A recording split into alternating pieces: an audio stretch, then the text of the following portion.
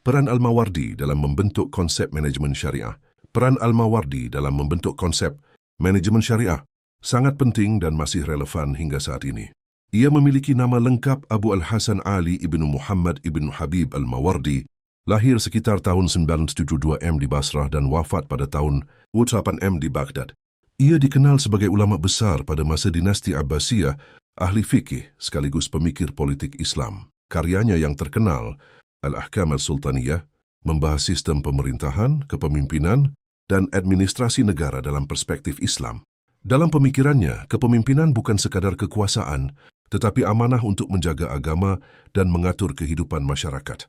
Seorang pemimpin harus adil, berilmu, bijaksana, serta bertanggung jawab dengan tujuan utama menciptakan kemaslahatan umat dan menjaga stabilitas sosial. Al-Mawardi juga menekankan pentingnya tata kelola yang baik. Pemerintahan harus dijalankan dengan prinsip keadilan, amanah, dan tanggung jawab.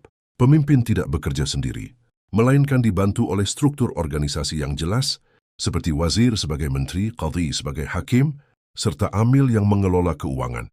Ini menunjukkan bahwa pembagian tugas yang terstruktur sudah dikenal sejak dulu.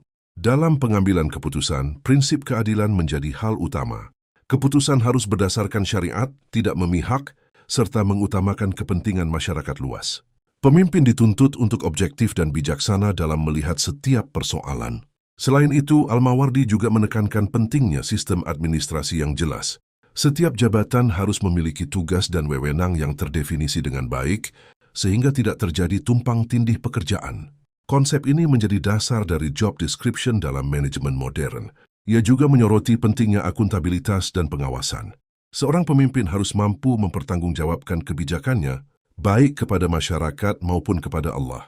Dalam praktik modern, hal ini diwujudkan dalam transparansi laporan dan sistem pengawasan yang ketat. Yang tidak kalah penting, orientasi utama dalam setiap kebijakan adalah kemaslahatan umat. Artinya, organisasi tidak hanya mengejar keuntungan, tetapi juga memperhatikan kesejahteraan sosial. Hingga saat ini, pemikiran Al-Mawardi tetap relevan dan menjadi dasar dalam manajemen syariah modern, termasuk dalam organisasi berbasis Islam, perbankan syariah, dan lembaga publik.